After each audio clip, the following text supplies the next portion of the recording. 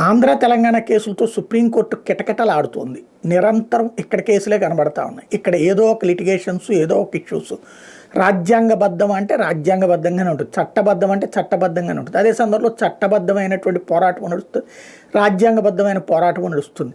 Telugu Desam party కార్యాలయం మీద దాడి సందర్భంగా ఒకప్పుడు ఎన్టీఆర్ ట్రస్ట్ భవన్తో పాటుగా గన్నవరంలో తెలుగుదేశం పార్టీ కార్యాలయం మీద దాడి, మాచర్లలో తెలుగుదేశం పార్టీ కార్యాలయం మీద దాడి, గుడివాడలో తెలుగుదేశం పార్టీ కార్యాలయం మీద దాడి. అట్లాంటిది భవిష్యత్తులో జీవితంలో ఏనాడు ఎవరు చేసే ధైర్యం రాకుండా చూడాలన్నటువంటి ఉద్దేశంతో ఈ ప్రభుత్వం అధికారంలోకి వచ్చాక వాళ్ళ మీద కేసులు, వాళ్ళందరినీ పట్టుకోవడం, వాళ్ళకి సంబంధించి నడుస్తోంది. అయితే వాళ్ళని విడిపించుకోవడం, వాళ్ళకి రక్షణ కల్పించుకునే బాధ్యతని అటు వైఎస్ఆర్ కాంగ్రెస్ పార్టీ తీసుకుంటుంది. గన్నవరానికి సంబంధించి దాదాపు 30 మందికి సంబంధించినటువంటి అది ఎఫ్ఐఆర్లో పేర్లు పెట్టినటువంటి వాళ్ళని అరెస్టు చేయడానికి వీలు లేకుండా తాజాగా సుప్రీంకోర్టు ఆదేశాలు ఇచ్చింది.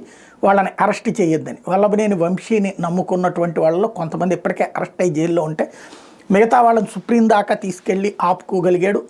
అలాగే ఇక్కడ దేవినేని అవినాషు, అలాగే సజ్జల, తర్వాత తలసిల రఘురాం ఇట్లాంటి వాళ్ళు అక్కడే ఊరట పొందారు. అంటే అనేక మంది సుప్రీంకోర్టుల దగ్గరికి వెళ్ళి ఊరట పొందాల్సి వస్తుంది అరెస్టులు కాకుండా.